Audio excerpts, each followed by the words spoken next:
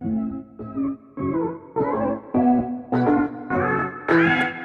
Friends, nutrition classes में आपका फिर से बहुत बहुत स्वागत है। अगर आपने मेरे चैनल को सब्सक्राइब नहीं किया तो सबसे पहले प्लीज़ मेरे चैनल को सब्सक्राइब करें और लाइक करना ना भूलें। आज हम पढ़ेंगे डाइसैकेराइड और ओलिगोसैकेराइड।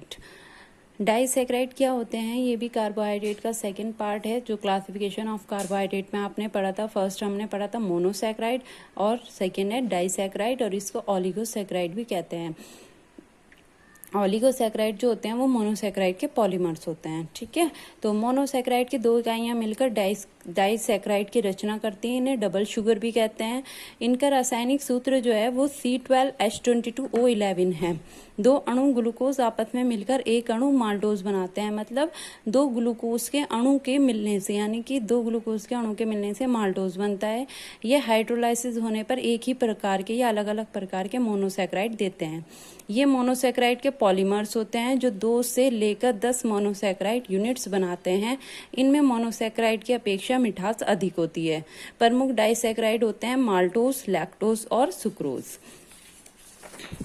माल्टोज क्या होता है? माल्टोज ये मोनोसैकेराइड से मिलकर बनती है। इसे माल्ट शुगर भी कहते हैं। यह अंकुरित अनाज, जौ, रागी, गेहूं आदि से बनती है। प्रकृति में स्वतंत्र रूप से विद्यमान नहीं रहती। अनाजों को जब अंकुरित किया जाता है तब अनाज में स्टार्च डाइस्टेज ये एंजाइम है की उपस्थिति में माल्टोज में परिवर्तित हो जाती है।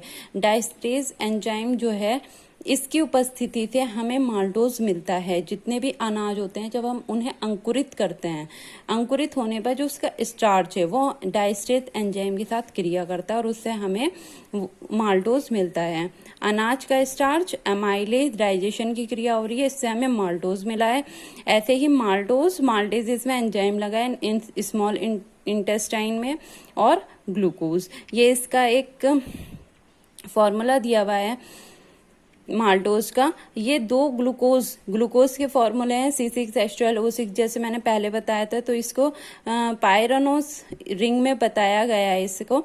तो ये HOH ये वाला जो है, यहाँ से अगर हम काउंट करेंगे तो ये 1 2 3 4 5 6 अणु वाला होता है, यानी कि C6 कार्बन के अणु।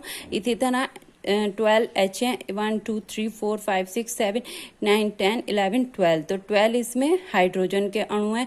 और इसी तरह ग्लूकोज का सेम फॉर्मूला है। तो यहाँ से अगर हम काउंट करें 1 2 3 4, तो ये 4 बैठ रहा है। तो यानी कि ये 1 लिंक यहाँ से लिया ऑक्सीजन की उपस्थिति में। इधर साइड से हम काउंट करते हैं तो 1 2 3 4, यानी कि 1/4 लिंकेज। तो ये आपस में इधर से 1 और इधर से 4, तो ये 1/4 लिंकेज भी कहलाता है। दो ग्लूकोज के आपस में मिलने पर बनता है माल्टोज। ठीक है, माल्टोज के गुण क्या क्या होते हैं? अब माल्टोज पानी में घुलनशील होता है और अल्कोहल में कम घुलनशील होता है। इसका स्वाद मीठा होता है। ये रिड्यूसिंग डाइसैकेराइड है। ये फफूंद, माल्ट, लार, पाचन रस और जठर रस में पाया जाता है। इसका विशिष्ट गुणनांक जो होता है वो पॉजिटिव 137 होता है, +137 होता है। नेक्स्ट आता है लैक्टोज। इसे दूध की शर्करा भी कहते हैं। पता ही है कि लैक्टोज जो है वो दूध में सबसे ज्यादा पाई जाती है। दूध में लैक्टोज की मात्रा सबसे अधिक होती है, और माँ के दूध में लैक्टोज की मात्रा गाय, भैंस और बकरी की अपेक्षा बहुत अधिक होती है। मैमरी ग्लैंड में लैक्टोज का निर्माण ब्लड में उपस्थित ग्लूकोज के संश्लेषण के कारण होता है। लैक्टोज प्लस वाटर, लैक्टेज इसमें एंजाइम लगा है, plus digestive juice, glucose plus galactose, यानी कि ग्लूकोज और गैलेक्टोज की उपस्थिति से, जैसे माल्टोज तो बना था दो ग्लूकोज की उपस्थिति से, दो अणु मिलकर ग्लूकोज के, ये बनता है ग्लूकोज प्लस गैलेक्टोज से मिलकर बनता है लैक्टोज। लैक्टोज के गुण क्या क्या हैं? जल में घुलनशील होता है, अन्य शर्कराओं की अपेक्षा कम मीठा होता है। इसका विशिष्ट गुणांक जो होता है +55.3 है।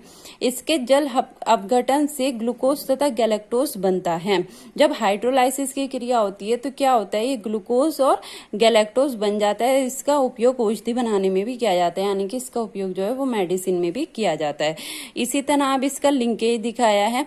माल्टोज का जो लिंकेज था वो अल्फा 1/4 लिंकेज था, इसका है बीटा 1/4 लिंकेज। सेम वही पायरानोस का रिंग है, और इसमें जो ये लिंक दिखाया है ये ऊपर से ऐसे घूम कर जा रहा है। आप देख रहे हो माल्टोज में बिल्कुल सीधा रिंग था और इसमें ये ऐसे ऊपर को जा रहा है, तो ये पहचान है बीटा की। बीटा रिंग जो होता है वो इस तरह से ऊपर की तरफ घूम कर जाता है, तो ये बीटा 1/4 लिंकेज के थ्रू दिखाया है। तो इसमें ये बीटा डी गैलेक्टोपायरानोज है और ये अल्फा डी ग्लूकोपायरानोज है। सुक्रोज, नेक्स्ट, सुक्रोज को गन्ने या चुकंदर की शुगर भी कहते हैं। जो शक्कर या चीनी हम दैनिक में प्रयोग लाते हैं वो रासायनिक रूप से सुक्रोज ही होती है।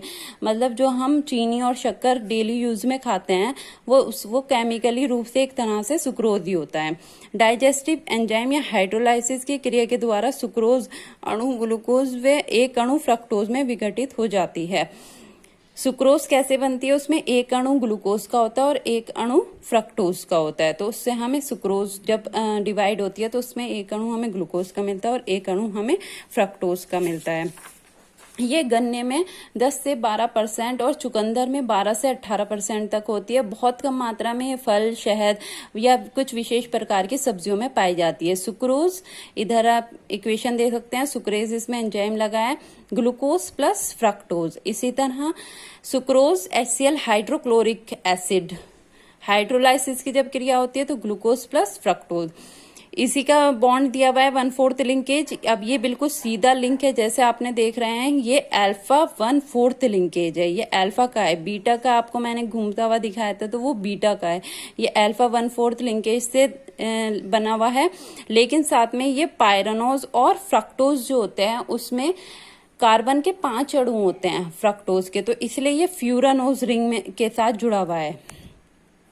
पायरानोज में कार्बन के 6 अणु होते हैं और फ्यूरानोज में कार्बन के 5 अणु होते हैं। देख सकते हैं आप लोग 1 2 3 4 5, ठीक है। और इसमें 6 हैं, 1 2 3 4 5 6।